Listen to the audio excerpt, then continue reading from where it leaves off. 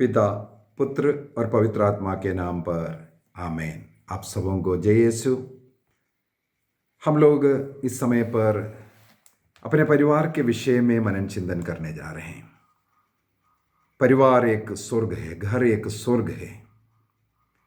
इस घर को स्वर्ग बनाए रखने के लिए सबसे पहले पति पत्नी को एक बनने की जरूरत है। एक हृदय, एक मन, एक तन। हम लोग उत्पत्ति ग्रंथ उसके अध्याय 2 के अंदर पढ़ते हैं, वाक्य 24, जेनेसिस चैप्टर 2 वर्स 24। ईश्वर ने कहा, इस कारण पुरुष अपने माता पिता को छोड़ेगा, वह अपने पत्नी के साथ एक रहेगा और वे दोनों एक शरीर हो जाएंगे। साथ ही साथ यदि मलाकी का ग्रंथ उसके अध्याय 2 वाक्य 15 को पढ़ेंगे, मलाकी चैप्टर 2 वर्स 15, वहां पर लिखा है, क्या ईश्वर ने उन्हें एक नहीं बनाया? एक तन, एक प्राण। एक तन और एक प्राण ईश्वर ने विवाह के साथ मनुष्य को बनाया है। सवाल उठता है, एक प्राण अर्थात एक हृदय मनुष्य कैसे बन सकता है? ये कैसा है एक प्राण बनने का प्रक्रिया? यदि इस सत्य को हम जाने, उसके अनुसार अपने जीवन में परिवर्तन लाएगा।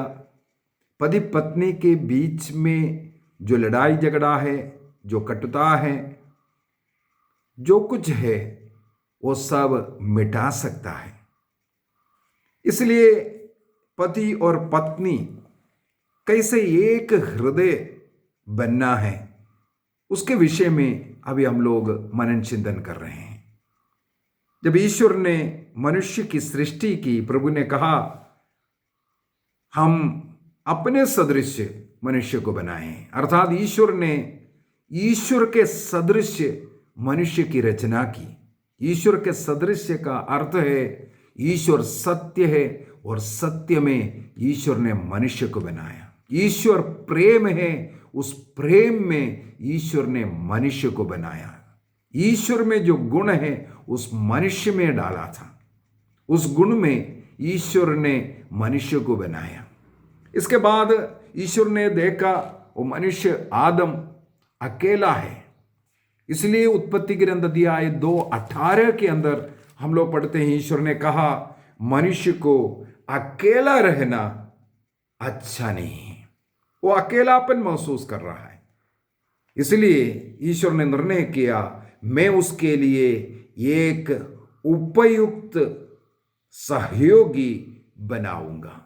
ईश्वर ने मन में निर्णय किया, अकेला रहना मनुष्य के लिए अच्छा नहीं, इसके लिए उसके लिए एक उपयुक्त सहयोगी को बनाने के विषय में। यदि इसी बात को हम तोबित के ग्रंथ में देखेंगे, तोबित का ग्रंथ उसके अध्याय 8 वाक्य 6 में, तोबित चैप्टर 8 वर्स 6 में हम लोग पढ़ते हैं, तूने आदम की सृष्टि की और उसे स्थायी सहयोगिनी के रूप में हेवा को प्रदान किया। उन दोनों से मानव जाति के उत्पत्ति हुई। तूने कहा, अकेला रहना मनुष्य के लिए अच्छा नहीं, इसलिए हम उसके लिए उसके सदृश एक सहयोगिनी बनाएंगे। अर्थात तोबित के ग्रंथ में लिखा है, उसके सदृश, उसके लिए एक उपयुक्त जीवन साथी ईश्वर ने बनाया। तो एक हृदय कैसे बनना है, मैं केवल 3 बातें बोलना चाहूंगा। यदि हमारे जीवन में ये 3 बातों को अमल करेंगे, हमारे बीच का वो नफरत, लड़ाई झगड़ा को हम दूर कर सकते हैं। ये 3 बातों को पति पत्नी को अपने वैवाहिक जीवन में अपनाना जरूरी है। जब इन 3 बातों को अपनाएंगे, हमारे बीच का जो नफरत है सब मिट सकता है। सबसे पहली बात, अपने हृदय में अपने जीवन साथी को हमेशा रखना। पति पत्नी का हृदय एक बनने का मतलब है अपने हृदय में अपने जीवन साथी को हमेशा रखना, उनका नाम रखना, यह विश्वास करना कि ईश्वर ने मेरे लिए सबसे उत्तम जीवन साथी दिया है। जब अपने जीवन साथी को अपने हृदय में रखेंगे, उनका नाम सदा लेते रहेंगे, तब तीसरा व्यक्ति उस हृदय में घुस नहीं सकता है, क्योंकि ये दोनों हृदय एक हृदय बन चुका है। जब ये दोनों एक बन चुका है, एक तीसरा व्यक्ति इसके अंदर आकर के घुस नहीं सकता, नफरत हो नहीं सकता, क्योंकि ईश्वर ने जिसे जोड़ा है उससे मनुष्य अलग नहीं करना है।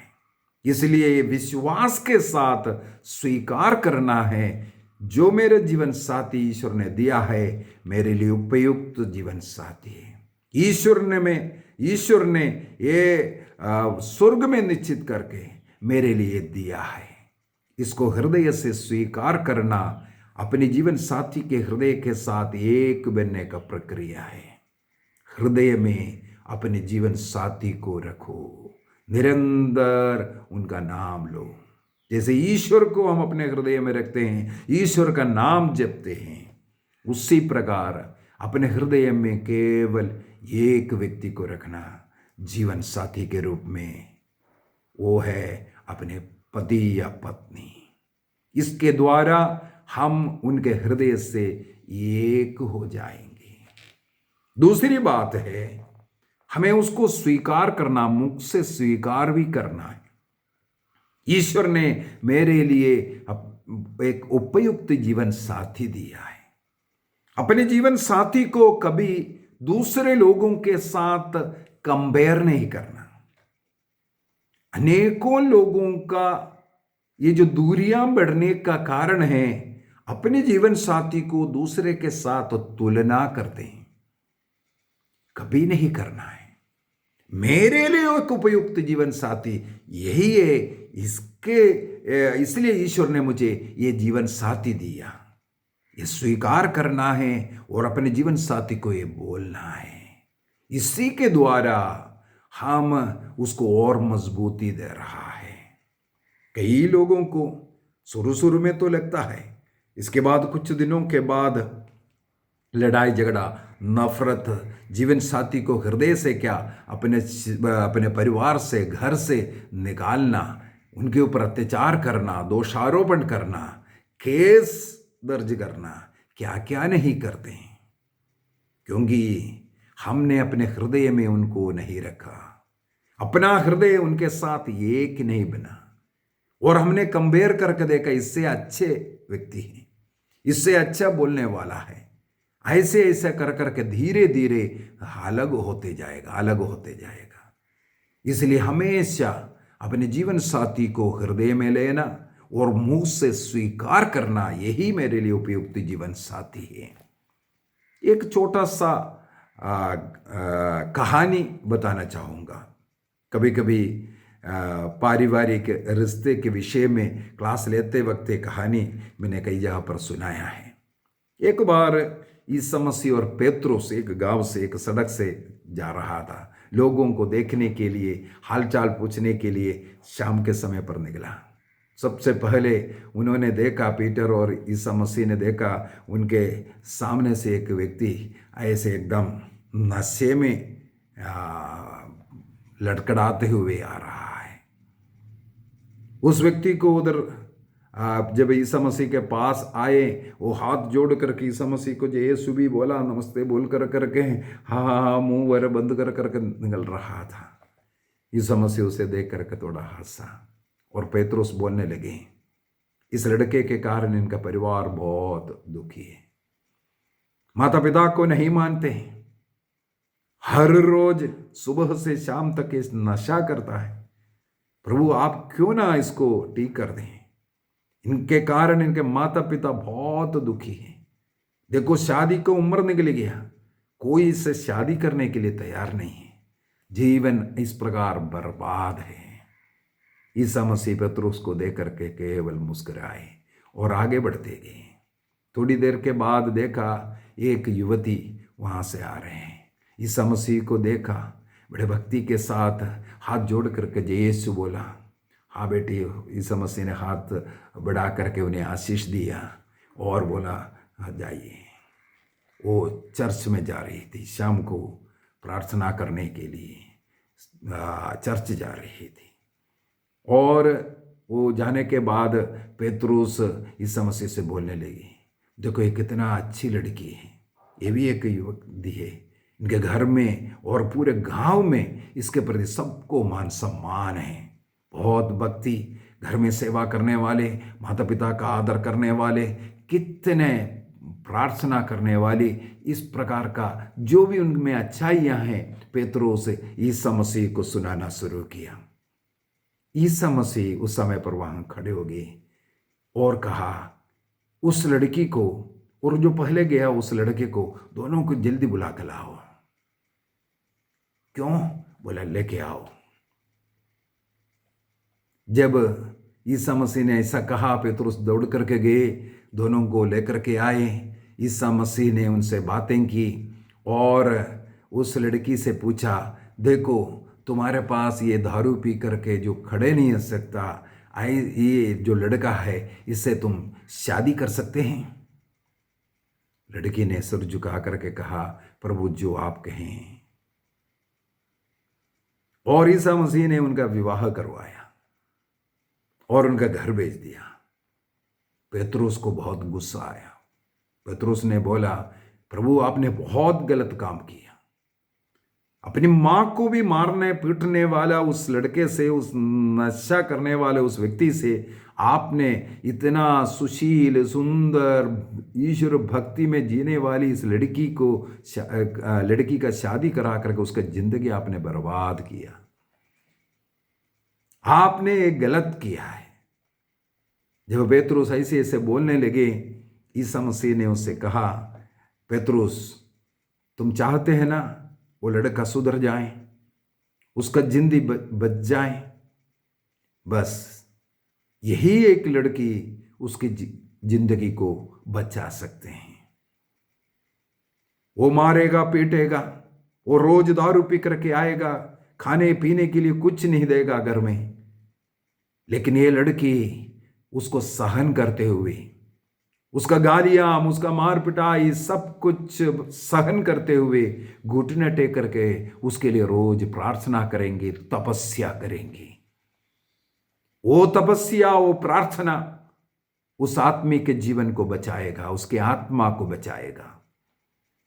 इसलिए उसके लिए उपयुक्त जीवन साथी वही है, और उस लड़की के अलावा कोई उसके साथ नहीं रह सकता। वो रहेगी क्योंकि वो प्रार्थना करने वाली, माता पिता अन्य लोगों का आदर सम्मान करने वाली, वो अपने पति का आदर करेंगे, चाहे कितना भी पियकड़ क्यों ना हो, वो आदर करेगा। यही तो जिंदगी है।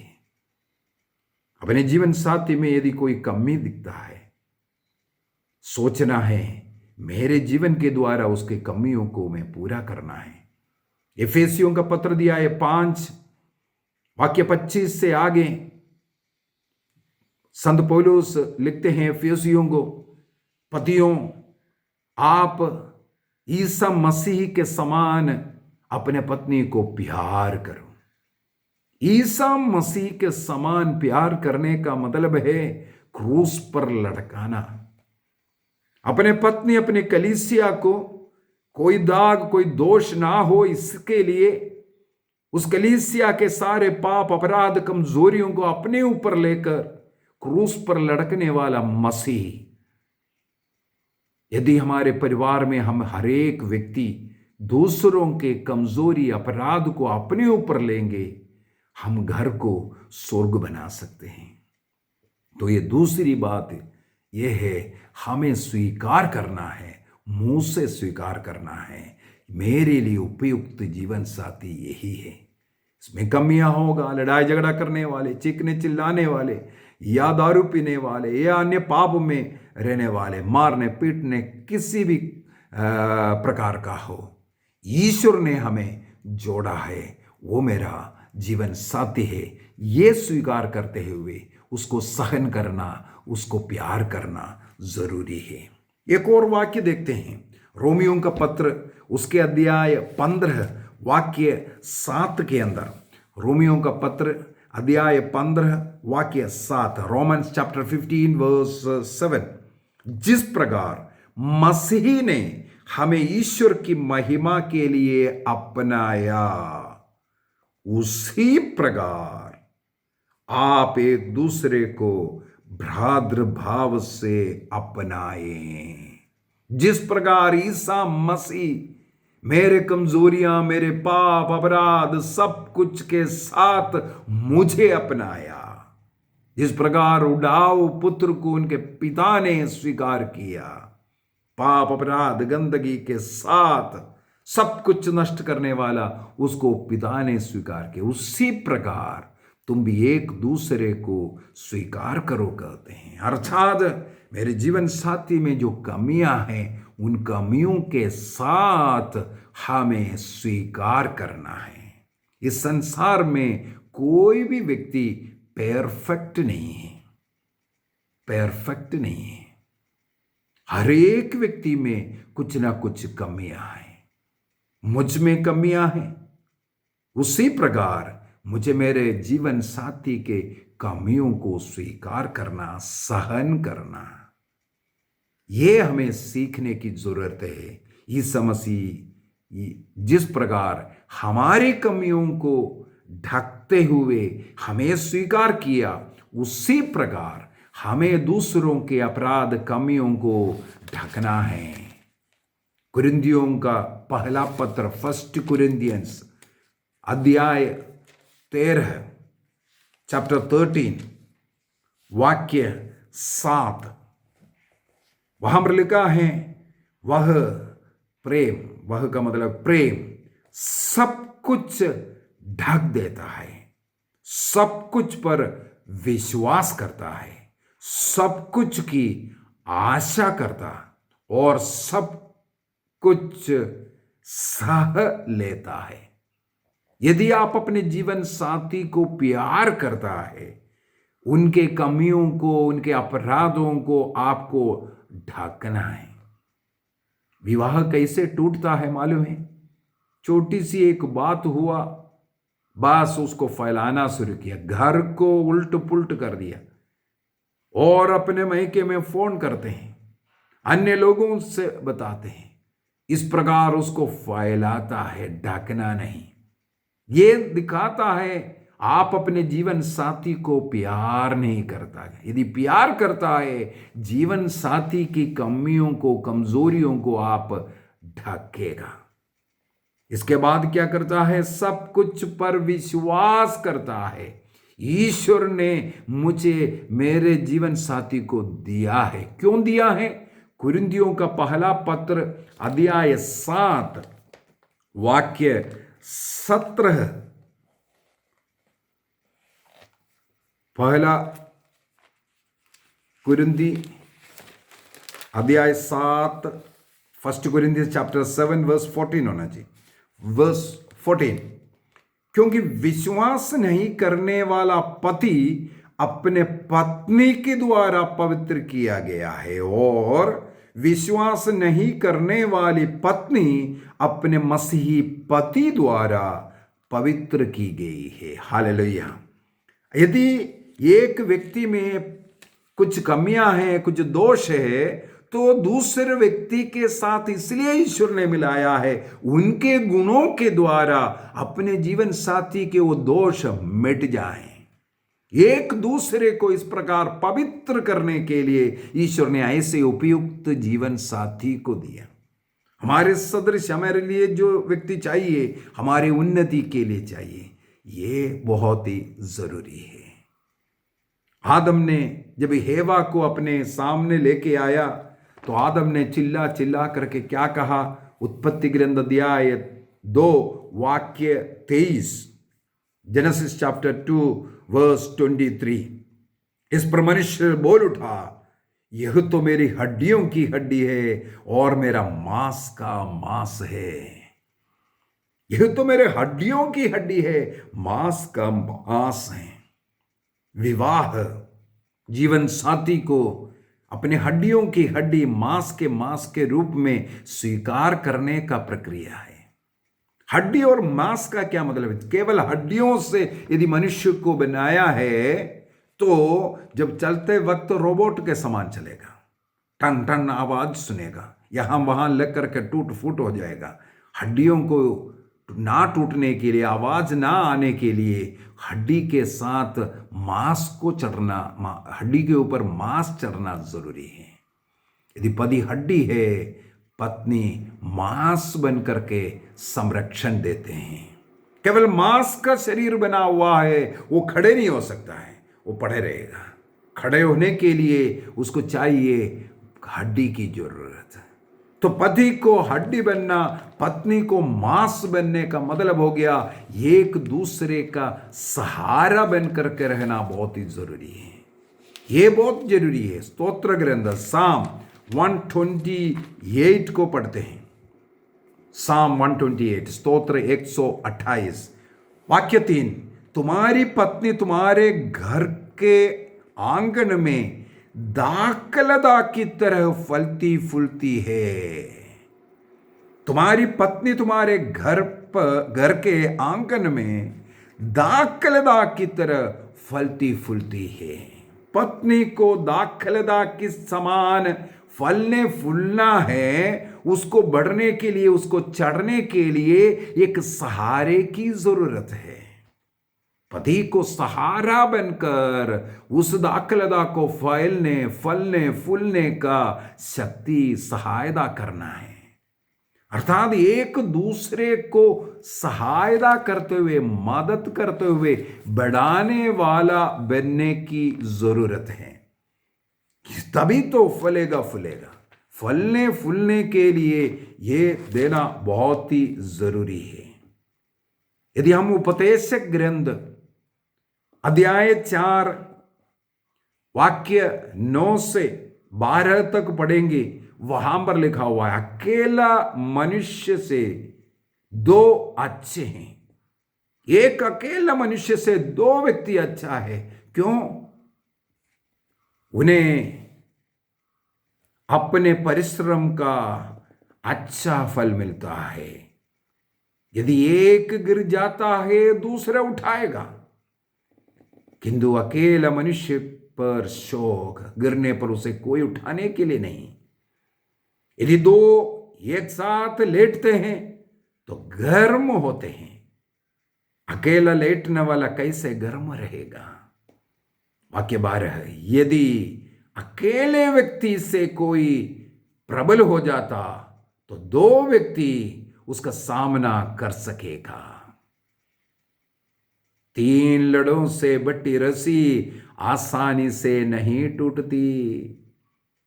3 लड़ों से बटी रस्सी आसानी से नहीं टूटती। अर्थात पति पत्नी ईश्वर में जुड़ना चाहिए। उनका हृदय का मिलन ईश्वर में होना चाहिए।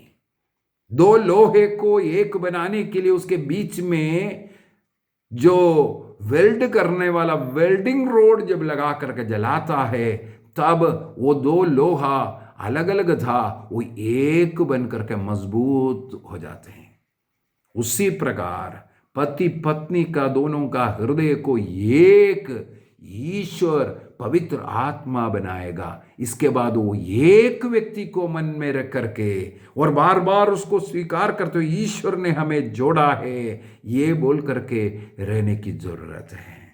यहां पर लिखा हुआ है, अकेला व्यक्ति किसी का सामना करने से, अगर दो व्यक्ति मिलकर के सामना करेगा तो जीत सकेगा। किसका सामना? शैतान का, पाप का सामना। अगर दोनों का हृदय एक है, सामने चाहे कितना भी परीक्षाएं आए, शैतानी ऐसा परीक्षा आए, पाप में गिराने के लिए आए, वो नहीं गिरेगा, क्योंकि ये दोनों का हृदय एक है। इफिसियों का पत्र दिया है 5:21, एक दूसरे के अधीन रहने के लिए बोला है। मैंने पिछले एक क्लास में कहा था, एक दूसरे के प्रति एक भय की जरूरत है। पति को पत्नी के प्रति एक भय। भय का मतलब है मेरे कारण मेरे पत्नी को, मेरे जीवन साथी को कोई दुख नहीं होना चाहिए। उसी प्रकार पत्नी को पति के प्रति एक भय होना है, मेरे कारण उनको कोई दुख, कोई अपमान नहीं होना चाहिए। इस प्रकार दोनों का विचार उन्हें एक हृदय बनाता है। तब उनके सामने आने वाला परीक्षाएं, पाप में गिरने का अवसर, उससे सब ये भागेगा जब एक हृदय है। अभी तीसरी बात, ये दोनों एक हृदय बन गया है। उस हृदय को, अपने संतानों को स्वीकार करने के लिए इसे थोड़ा बढ़ने की जरूरत है। एक हृदय है, उसको बढ़ने की जरूरत है। विवाह के अंदर ये 1+1, एक और एक जोड़ने से 2 नहीं बनता है, बल्कि एक बड़ा एक बनना है। ये बड़ा एक का मतलब है इस विवाह का, इस एकता के अंदर संतानों को स्वीकार करना है। स्तोत्र ग्रंथ 127 वाक्य 3 के अंदर हम लोगों को वचन सिखाते हैं, ईश्वर संतानों को पारितोषिक के रूप में, एक सम्मान के रूप में देता है। वैवाहिक जीवन में एक सम्मान देता है, पारितोषिक है। स्तोत्र ग्रंथ 127 वाक्य 3, पुत्र प्रभु द्वारा दी हुई विरासत है, विरासत के रूप में देता है। संतति प्रभु द्वारा प्रदत्त पारितोषिक है, उसको स्वीकार करना है। जब एक दो हृदय एक ईश्वर ने बनाया, एक तन और एक मन बनाया, वो हृदय को थोड़ा विकसित होने की जरूरत है। संतानों को ग्रहण करने की इच्छा उनमें आना है। जब संतान उनके जीवन में आएगा, संतानों को सबसे पहले हृदय में धारण करना है। गर्भ में धारण करने के पूर्व में हृदय में धारण करना जरूरी है। पति पत्नी के हृदय में सबसे पहले संतान आवे। ईश्वर ने हमें एक बनाया है संतान के द्वारा इसको फैलाने के लिए। हृदय यदि चौथाई बनकर रहेगा, फिर से अलग होने का या लड़ाई झगड़ा शुरू होने का कारण बन सकता है। इसलिए वो एक के अंदर हमें बढ़ने की जरूरत है। संतानों के लिए हृदय में स्थान होना चाहिए। हाँ, हम सेटल होने दो, हमारा विवाह होने के बाद कुछ वर्ष के बाद होने दो, ये सब बोल करके जो रिजेक्ट करते रहता है, इनकार करते रहते हैं, संतानों को स्वागत नहीं किया, बाद में बहुत दुखित होकर के यहाँ वहाँ भटकना पड़ता है। अनेकों लोगों का जीवन हमने देखा है।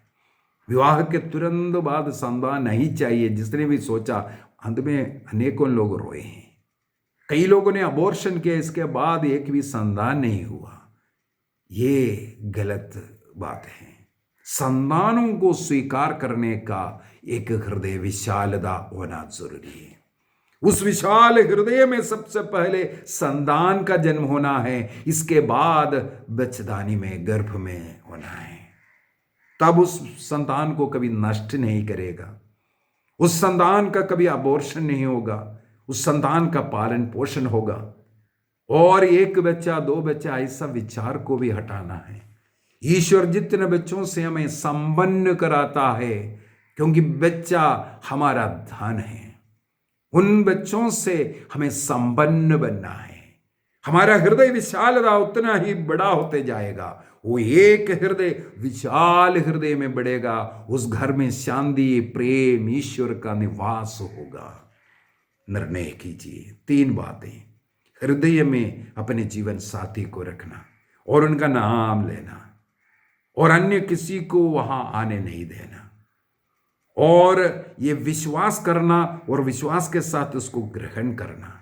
अपने जीवन साथी की कमियों को, कमजोरियों को मेरे अच्छाई के द्वारा, मेरे पवित्रता के द्वारा मैं उसे पूरा करूंगा। इस प्रकार उनके जो कमियां हैं, उनकी जो अपवित्रता है, मेरे द्वारा उसका मुक्ति का कारण बनना। इसलिए मुझे जोड़ा है ये विश्वास करना, उन्हें हृदय से प्यार करना, सहन करना, क्षमा करना, प्यार करना। एक नारा मन में रखो, सहन करेंगे, क्षमा करेंगे और उन्हें प्यार करेंगे। और उस हृदय दो एक बन गया, उस हृदय को और विशाल बनाना है, संतानों को स्वीकार करते हुए। पति पत्नी अलग नहीं होता उसके द्वारा, वो एक ही हृदय है। उस हृदय को विशाल हृदय बनाना है, बढ़ाना है संतानों के द्वारा, तब वो घर स्वर्ग बनेगा। आइए हम अपनी आंखों को बंद करेंगे, प्रभु से प्रार्थना करेंगे। हे प्रभु, हमारे घर में आइए, अपने जीवन साथी को हृदय से प्यार करने, एक हृदय, एक तन, एक मन बनने के लिए हमें सहायता दीजिए। मेरे द्वारा मेरे जीवन साथी को पवित्र करने, शुद्ध करने, उनकी कमजोरियों को मेरे अच्छाइयों के द्वारा पूरा करने के लिए कृपा दीजिए। उनके सारे कमजोरियों को ढकने के लिए, सहन करने के लिए, उनमें विश्वास रखने के लिए और प्रार्थना भक्ति का जीवन जीने सहायता कीजिए। समर्पित कीजिए अपने जीवन साथी को, अपने संतानों को, एक अच्छा क्रिस्तीय जीवन जीने का, क्रिस्त के साथ जीवन जीने का और अपने घर को प्रेम, आनंद, शांति का जीवन जीते हुए स्वर्ग बनाने का निर्णय कीजिए। हर एक परिवार में प्रभु का निवास स्थान हो। नशा, व्यभिचार, अन्य पाप, लड़ाई झगड़ा, गंदी भाषाएं, गंदी पिक्चर, जो भी गलत हैं चीज़ें हैं, उसको अपने जीवन से, अपने परिवार से दूर रखने का निर्णय करें। पारिवारिक प्रार्थना रोज करने का निर्णय करें। घर में शांति आवे, प्रेम आए, घर के बुजुर्ग लोगों का आदर सम्मान करने का निर्णय करें। ईश्वर को जीवन में पहला स्थान, ईश्वर में जुड़ने वाला परिवार निर्णय कीजिए। हर एक परिवार में प्रभु का शांति आवे। पिता, पुत्र और पवित्र आत्मा के नाम पर आमीन। आप सबों को जय यीशु। प्रभु की अनुग्रह आशीष आपके परिवार में